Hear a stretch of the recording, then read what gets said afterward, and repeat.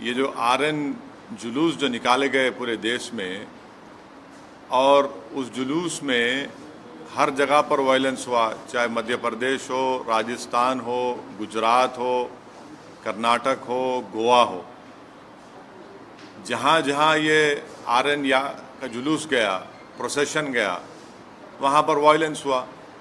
तो वहाँ की सरकारें सरासर नाकाम साबित हुई उस वायलेंस को रोकने के लिए। और क्यों सरासर नाकाम साबित हुई? बल्कि वो सरकारें खुद, जो अंग्रेजी का लफ्ज़ इस्तेमाल करूँगा कि ये तो जो गड़बड़ हुई वो स्टेट कॉम्प्लिसिट वायलेंस था, स्टेट कॉम्प्लिसिट वायलेंस हुआ है। और आप दंगाइयों को दंगा करने से रोक नहीं सकते।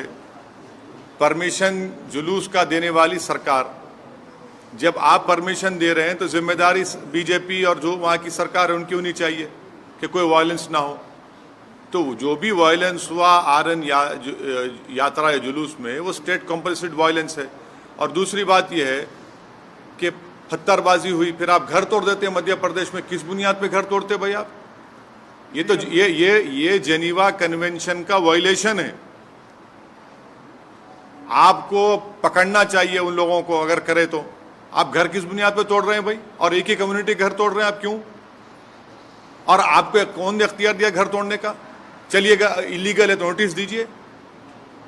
क्या वही घर इलीगल है, दूसरे घर इलीगल नहीं है? एक ही कम्युनिटी के मध्य प्रदेश में आप घरों को तोड़ते हैं। और जो बच्चे अभी अडल्ट नहीं हुए, 70 बच्चों को आप उनको मारपीट करते हैं। और फिर दुनिया ने वीडियो देखा कि महिलाओं को, ज़ईफ महिलाओं को, बुजुर्ग महिलाओं को, 70 साल की महिलाओं को आप उनको मार के हाथ और पैर तोड़ देते हैं उनका। पुलिस तोड़ती है उनका, मध्य प्रदेश की पुलिस। ये आप काम कर रहे हैं।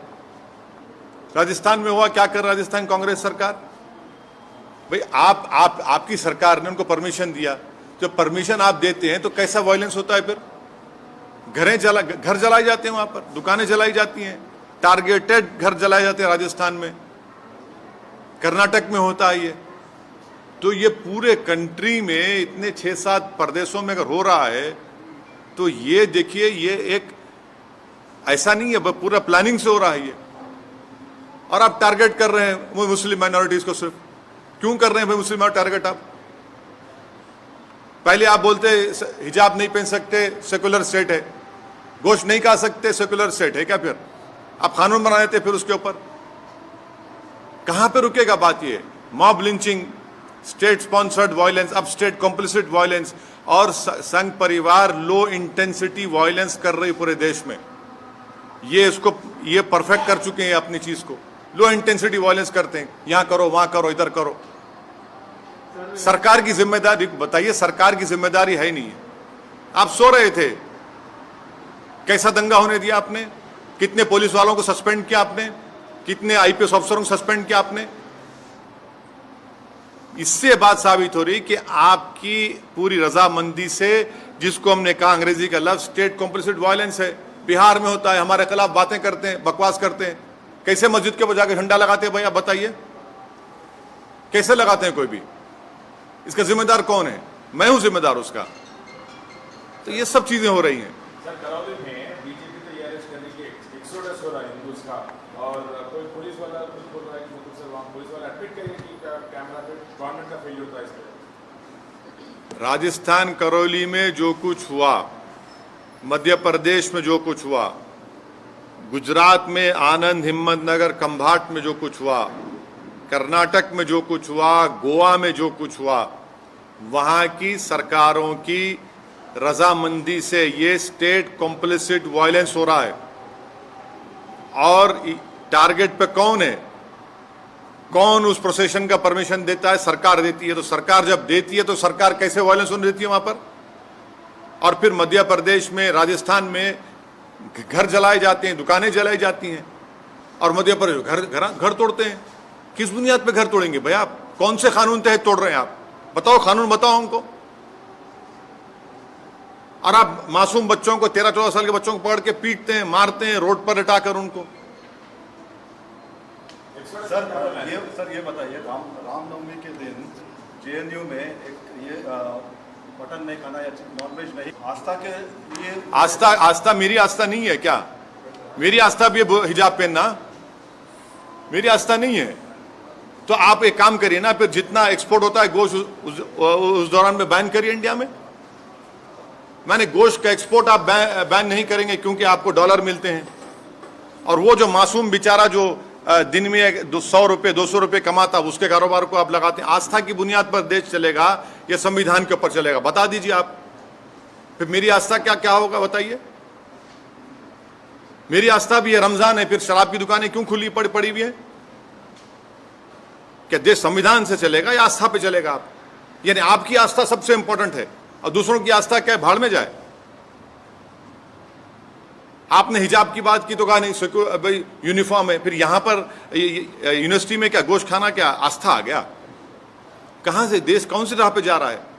बीजेपी को, संघ परिवार को हम शुरू से कह रहे हैं कि जिस राह पे आप इस देश को लेकर जा रहे हैं इससे देश कमजोर हो रहा है, देश कमजोर हो रहा है।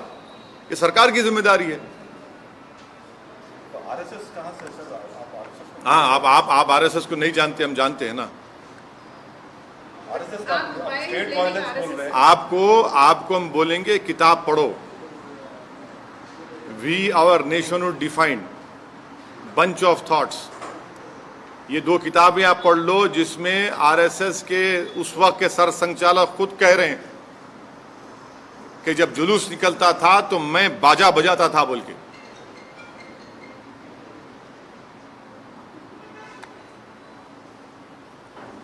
सर, पाकिस्तान में सत्ता परिवर्तन हुआ है, जो नए वज़ीर आला बने हैं वहाँ, वज़ीर आज़म, उन्होंने कश्मीर का राग अलापा है। क्या अभी ये तो भारत सरकार को जवाब देना चाहिए उनका। भारत सरकार उनका जवाब दिए, प्रधानमंत्री तो मुबारकबाद पेश कर दी उनको। नहीं, आप हमसे सवाल कर रहे हैं। नहीं सुनिए, नहीं प्रधानमंत्री ने क्या जवाब दिया? प्रधानमंत्री ने मुबारकबाद दे दी उनको। देश के प्रधानमंत्री को मुबारकबाद दिए हैं उनको। नहीं, प्रधानमंत्री ने उनको मुबारकबाद दी है और कहा कि भाई इस खित्ते की अमन के लिए हमको अमन को बरकरार रखना चाहिए, टेररिज्म खत्म करना चाहिए। अब देश के प्रधानमंत्री मुबारकबाद दे रहे हैं तो ओवैसी से क्यों सवाल किया जा रहा है? आप कश्मीर से हमसे सवाल क्यों करते हैं? प्रधानमंत्री से भी करिए। अरे हाँ, जब ने देश के प्रधानमंत्री जब मुबारकबाद दे रहे हैं शहबाज शरीफ को, तो ओवैसी को क्यों घसीट रहे हैं इसमें आप? सर, लेकिन इमरान खान ने भी अपने फॉरेन पॉलिसी को देश के प्रधानमंत्री ने शहबाज शरीफ को, सुनिए, देश के प्रधानमंत्री ने शहबाज शरीफ को मुबारकबाद दी है।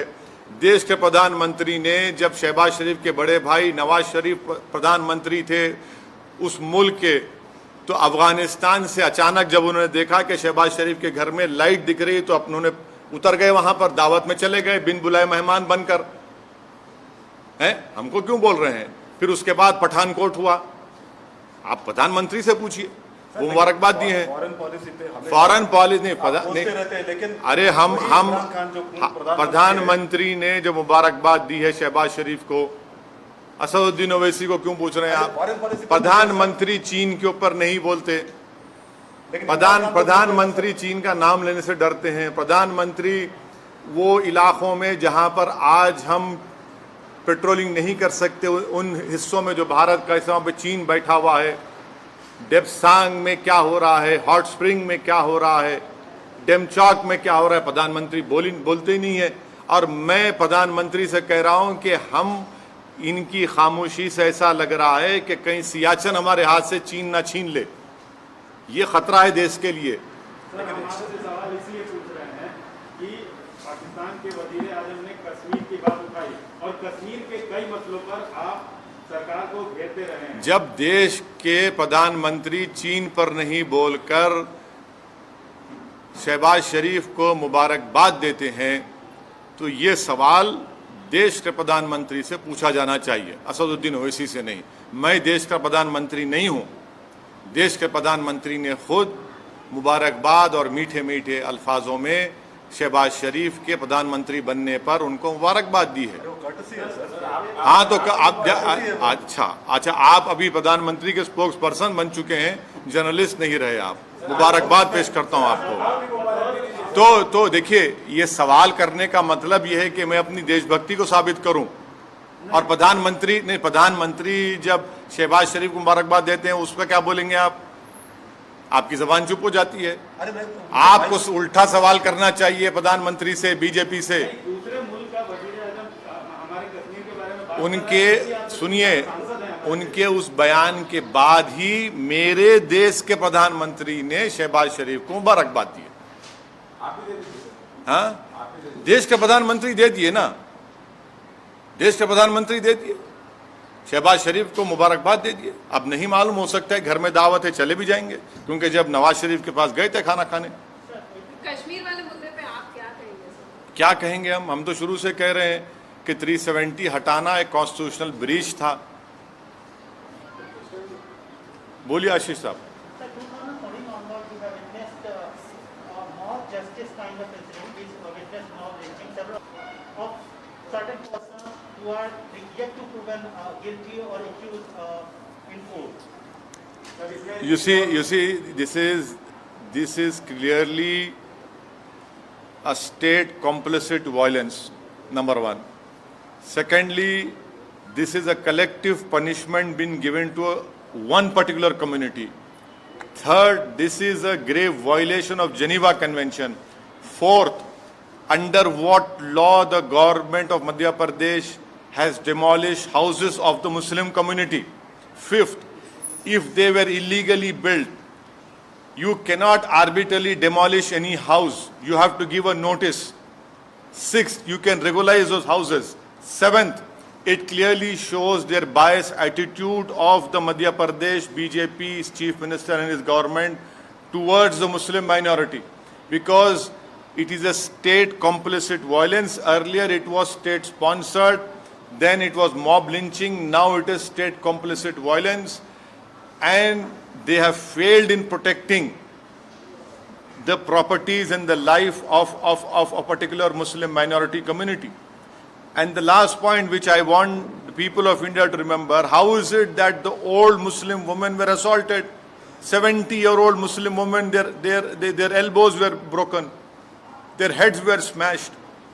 Who did this? It is a Madhya Pradesh police. What justification does the BJP government has towards this attitude? Almost similar kind of violence we have witnessed in Rajasthan also. Yes, it is. Yes, in what has happened in Rajasthan, Karoli is equally condemnable. Targeted violence has taken place. The Congress government of Rajasthan has supported this state complicit violence. They were the ones who gave the procession permission for RN procession. It is their responsibility, constitutional responsibility, to protect life and limb and to maintain peace, which the Congress government has utterly failed. And it is their responsibility, and whatever violence has taken place, it is the responsibility of Rajasthan-led Ashok Gehlot government.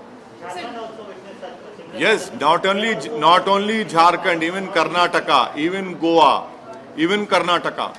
This RN procession permissions were given by the respective state governments, and they have utterly failed in controlling and stopping this violence. There are certain states where we are expecting those states are going for assembly polls. Ahead of That is not the issue. The issue is that you have to discharge your constitutional responsibility, which these respective state governments have completely failed. This is what I call state complicit violence. And once again, the Muslim community has been targeted in what happened in all these states in this RN procession. Sir Shivraj Singh Chouhan ने bulldozers चलवाए, आप कह रहे हैं Muslim community को target कर रहे हैं क्या? बिल्कुल। कौन से कानून के तहत आप बुलडोजर चला रहे हैं बताइए? इलीगल कब्जा था तो आप नोटिस क्यों नहीं देते? क्या इलीगल कब्जा सिर्फ मुसलमानों का है, दूसरे लोगों का इलीगल कब्जा नहीं है? बड़े बड़े जो बिल्डिंग खड़ी हुई हैं, चाहे किसी भी हो, उसका नहीं है। अगर आप इलीगल है तो आप नोटिस दो उनको या रेगुलाइज करो उनको। एक गरीब का टीन का शेड तोड़कर आपको कौन सी खुशी मिल रही है? ये तो सैडिस्टिक प्लेजर ले रहे हैं आप इन चीजों को कर आप मॉब रूल कर रहे हैं आप। BJP is calling it as exodus. What do you want to say? BJP Which, calling it as where? Rajasthan and What happened to the violence? If exodus is happening, then what is the Congress-led Ashok Gehlot government doing? How is it that targeted shops were targeted and they were burned? I can show you videos of targeted burning of shops in Rajasthan, Karoli.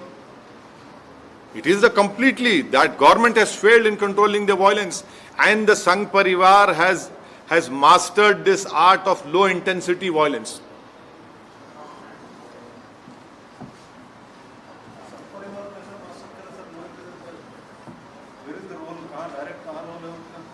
नहीं पूरे आसमान से आए ना, यहाँ के नहीं थे वो। नहीं सही है, बिल्कुल से आसमान से आए थे। और जो वीडियोस जो आ रहे हैं उनके नारों के, उनके प्रोवोकेटिव बकवास के, एक जगह भी लोकलाइज जो भी थे वहाँ पे लोकलाइज। हाँ, और बिहार में मुजफ्फरनगर में वहां पर मस्जिद के ऊपर झंडा लगाना आरएसएस वाला था सर। बिल्कुल, कौन रहते फिर वो लोग? कौन है? संघ परिवार। देखिए वो संघ परिवार के लोग हैं, नहीं है? आप तो नहीं ना संघ परिवार के। सर आप आरएसएस को क्यों? संघ परिवार के लोग इस देश में लो इंटेंसिटी वायलेंस करने के लोग मास्टरी हासिल कर चुके हैं। कैसे कोई जुलूस के दौरान में मस्जिद के ऊपर झंडा लगा सकता है? पुलिस क्यों खामोश बैठी थी? क्या हम नहीं देख रहे कि आप हिजाब शुरू होता, कभी गोश्त शुरू होता, कभी दिल्ली का राइट होता, कभी मॉब लिंचिंग होती है? क्या हो रहा है फिर ये? इनका फायदा क्या होता है सर? लोग ये बहुत अच्छा हेट्रेड आप पैदा कर रहे हैं इस देश के नागरिकों के खिलाफ, जो एक मजहब पे चलने वाले हैं। आप उनके खिलाफ हेट्रेड पैदा कर रहे हैं। सर उत्तर प्रदेश में जैसे बुलडोजर हिट हुआ, तो ये मध्य प्रदेश में जो बुलडोजर चला, आपको लग रहा है कि इसका विस्तार है? बुलडोजर का जो कॉन्सेप्ट बना है नया, उसका विस्तार हो रहा है? अगर आप किसी का भी घर तोड़ रहे हैं बगैर नोटिस दिए, तो वो नंबर 1 एक कलेक्टिव पनिशमेंट है कम्युनिटी के खिलाफ। सेकेंडली, अगर वो इलीगल तरीके से बनाया गया तो नोटिस देने का ये प्रिंसिपल्स ऑफ नेचुरल जस्टिस के खिलाफ है कि बगैर नोटिस दिए उसको तोड़ रहे हैं। थर्डली, आप वायलेंस को रोकते नहीं है, आपकी नाक के नीचे वायलेंस होता है और उसके बाद आप ये सब तमाशे करते हैं। तो ये घर को तोड़ना कौन से कानून के तोड़ रहे हैं घर? बताइए आप। नहीं, मैं दूसरा नहीं, मैं आपको कानून की, संविधान की बात कर रहा हूं। आप कौन से कानून के घर को तोड़ रहे हैं? बताइए हमको। बगैर नोटिस दिए आप, ये तो जेनीवा कन्वेंशन के खिलाफ है। वो आपकी बात सही है सर। नहीं, मैं सही बोलता हूं ना, गलत कब बोला हूं मैं? वो एक मानसिकता जो जैसे बुलडोजर जो यूपी चुनाव में हिट हुआ, तो एक तरह से अप्रूवल मिल गया कि हाँ इस तरह से। मध्य प्रदेश में आप जो आरएन प्रोसेशन में जो वायलेंस हुआ उसी पर स्टिक करिए। मध्य प्रदेश में जो घर तोड़े गए मुस्लिम समाज के, वो कौन से कानून के तहत शिवराज सिंह चौहान बीजेपी ने तोड़े? बताओ हमको। आपने क्यों परमिशन दिया जब आप वायलेंस को कंट्रोल नहीं कर सकते? अगर वो इलीगल थे तो नोटिस क्यों नहीं देते आप अपनी नाकामी को छुपाने के लिए, आप अपने स्टेट कॉम्प्लिसिट वायलेंस को छुपाने के लिए आप एक कलेक्टिव पनिशमेंट मुस्लिम समुदाय को दे रहे हैं। ये जेनीवा कन्वेंशन के खिलाफ है, ये इंसानियत के खिलाफ है, प्रिंसिपल्स ऑफ नेचुरल जस्टिस के खिलाफ है। इसको हर उस शख्स को जो संविधान पर भरोसा करता, यकीन करता, उसको कंडेम करने की जरूरत है इस हरकत को। आपने मध्य प्रदेश में 70-75 साल की मुस्लिम महिलाओं के सर फोड़े हैं, उनके हाथ पैर तोड़ दिया आपने। 13-14 साल के बच्चों को रोड पर लिटाकर आपने उनको पीटा। ये आपका गवर्नेंस है।